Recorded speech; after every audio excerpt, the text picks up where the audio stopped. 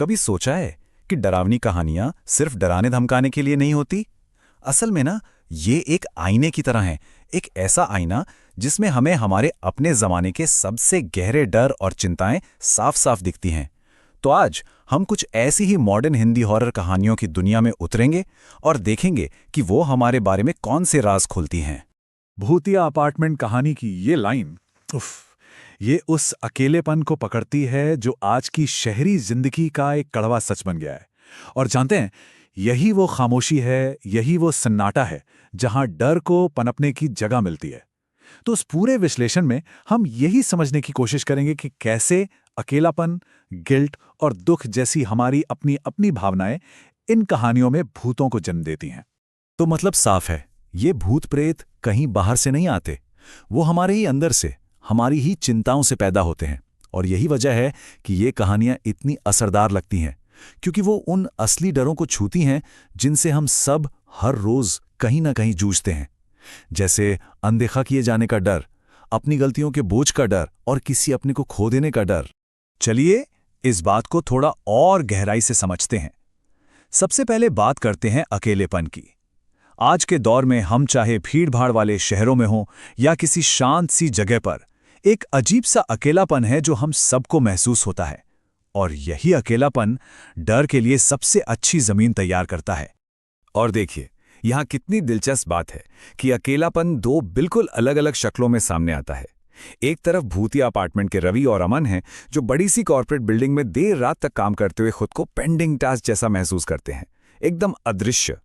वहीं दूसरी तरफ वीजा बोर्ड कहानी की पैटी है, जो एक नए मोहल्ले में दोस्त बनाने के लिए तड़प रही है।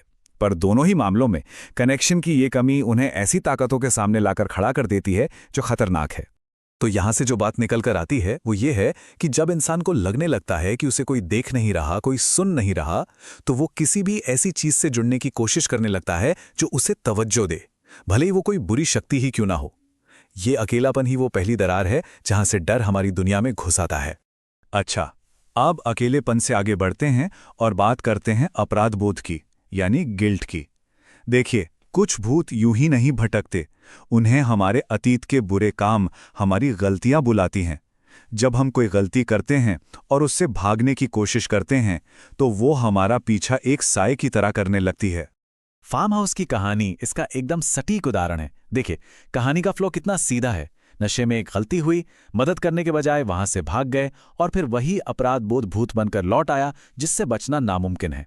ये कहानी हमें यही बताती है कि कुछ गलतियां सिर्फ यादें बनकर नहीं रह जाती, वो एक जिंदा श्राप बन जाती हैं। ये लाइन सुनकर रोंगटे खड़े हो जाते हैं ना।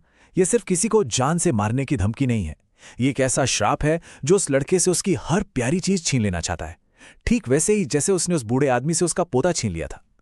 ये गिल्ट की सबसे भयानक सजा है, अपनी वजह से अपनों को तकलीफ में देखना।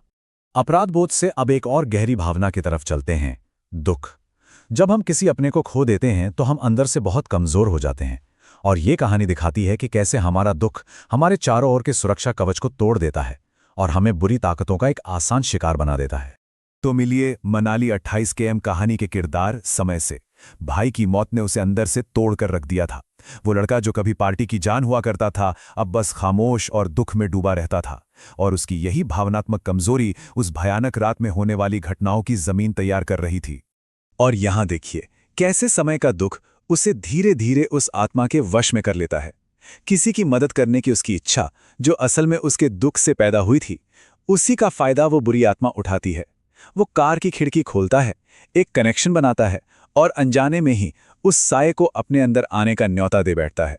तो अब इन सभी कहानियों के धागों को एक साथ जोड़ते हैं। इन सब में सबसे डरावनी बात क्या है? कोई भूत प्रेत नहीं, बल्कि ये एहसास कि बचने का कोई रास्ता नहीं है। ये कहानियां आधुनिक चिंता का सबसे खौफनाक रूप दिखाती हैं, हमेशा के लिए फंस जाने का एहसास। जरा देखिए, हर कहानी एक अलग तरह का जाल सामने रखती है जिससे कोई बच नहीं सकता। भूतिया अपार्टमेंट में एक ही हादसा 8 साल तक बार बार होता है। फार्म हाउस में श्राप आपके अपनों को निशाना बनाता है। मनाली में एक पूरी की पूरी जगह ही शापित है। और वीजा बोर्ड में आप खुद उस बुराई को घर बुलाते हैं जो फिर कभी पीछा नहीं छोड़ती। तो आखिर में ये सवाल हम सब के लिए है, ये कहानियां हमें बताती हैं कि हम एक ऐसे दौर में जी रहे हैं जहां हम अलग थलग महसूस करते हैं, अपराध बोध से दबे हुए हैं और भावनात्मक रूप से बहुत कमजोर हैं। शायद सबसे बड़ा डर किसी भूत का नहीं, बल्कि इस बात का है कि इन भावनाओं